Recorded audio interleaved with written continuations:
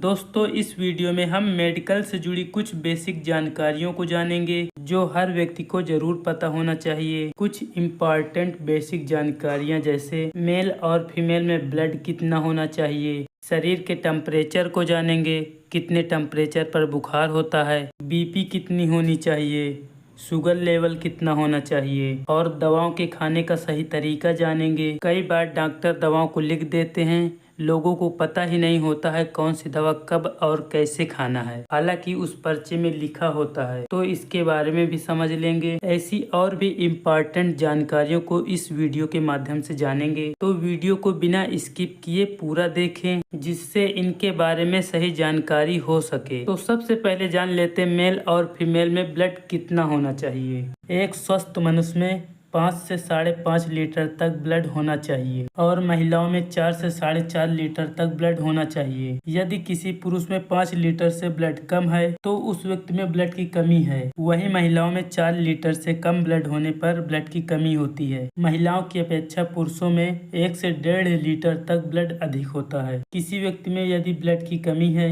वो चाहे मेल हो या फीमेल हो, तो उसको थकान लगेगी, शारीरिक कार्य क्षमता में कमी आ जाएगी, त्वचा का पीलापन हो सकता है, हाथ पैर में झुनझुनी हो सकती है, बार बार चक्कर आना। इस प्रकार के लक्षण ब्लड की कमी से देखने को मिलते हैं। और स्वस्थ व्यक्ति के शरीर के तापमान की बात किया जाए तो देखिए, एक स्वस्थ व्यक्ति का शरीर का तापमान जो होता है 98.6 फ़ारेनहाइट और 37 डिग्री सेल्सियस में होता है। छोटे बच्चों के शरीर का तापमान जो है 99.5 फ़ारेनहाइट तक नॉर्मल तापमान माना जाता है। 38 डिग्री सेल्सियस या 100.4 फ़ारेनहाइट से ज्यादा तापमान होने पर बुखार माना जाता है। एक छोटे बच्चे के शरीर का तापमान एक वयस्क के शरीर के तापमान से अधिक होता है। अब जान लेते हैं एक स्वस्थ व्यक्ति का ब्लड प्रेशर बीपी कितना होना चाहिए। ब्लड प्रेशर व्यक्ति के एज पर डिपेंड होता है। 21 साल से 25 के बीच में एक स्वस्थ व्यक्ति का ब्लड प्रेशर 120/80 होता है। 21 साल से कम उम्र में बीपी कम रहती है। 25 साल से ज्यादा उम्र के लोगों में ब्लड प्रेशर 120/80 से लेकर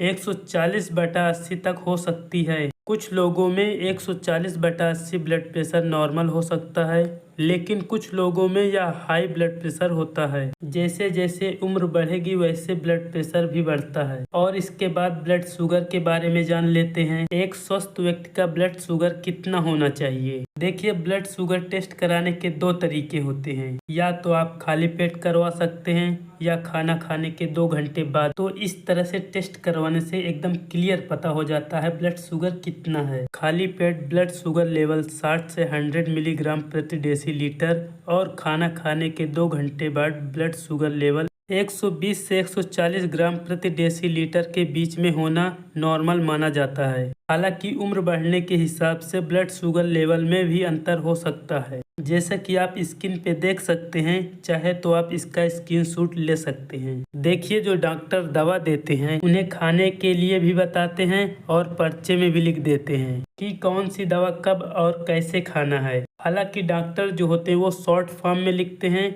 जिसे हर कोई समझ नहीं पाता है। जैसे आप स्क्रीन पर देख सकते हैं, यदि दवा या पर्चे में ओडी लिखा है, इसका मतलब होता है दिन में 1 बार किसी भी टाइम ले सकते हैं। और बीडी लिखा हुआ है तो दिन में 2 बार सुबह शाम लेना होता है। और TDS का मतलब होता है दिन में 3 बार सुबह दोपहर शाम। AC का मतलब होता है खाली पेट। TF का मतलब होता है खाना खाने से पहले। PP का मतलब होता है खाना खाने के बाद। और HS का मतलब होता है रात में। ये सब मेडिकल लाइन के सभी लोगों को जरूर पता होना चाहिए। और जैसे आला को अंग्रेजी में स्टेथोस्कोप कहते हैं। और एक स्वस्थ व्यक्ति में ऑक्सीजन का लेवल कितना होना चाहिए। एक स्वस्थ व्यक्ति का ऑक्सीजन लेवल 95 से 100% तक नॉर्मल माना जाता है। यदि किसी का ऑक्सीजन लेवल 95% से कम होता है तो उसे कोई गंभीर समस्या हो सकती है या लंग्स या फेफड़ों से जुड़ी कोई बीमारी हो सकती है। ज्यादा उम्र हो जाने से ऑक्सीजन लेवल की दर में कमी हो सकती है। देखिए, हार्ट रेट के बारे में लगभग सभी को पता ही होगा कि जो हमारा हार्ट होता है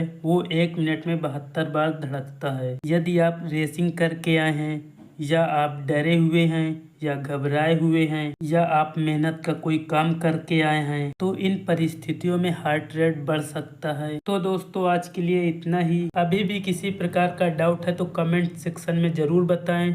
और भी ऐसी इंटरेस्टिंग जानकारियों के लिए हमारे मेडिकल नॉलेज चैनल को सब्सक्राइब करें, ताकि मेडिकल और मेडिसिन की सही जानकारी मिल सके। तो फिर मिलते हैं एक नई वीडियो में एक नई जानकारी के साथ। तब तक के लिए अपना ख्याल रखें। जय हिंद, वंदे मातरम।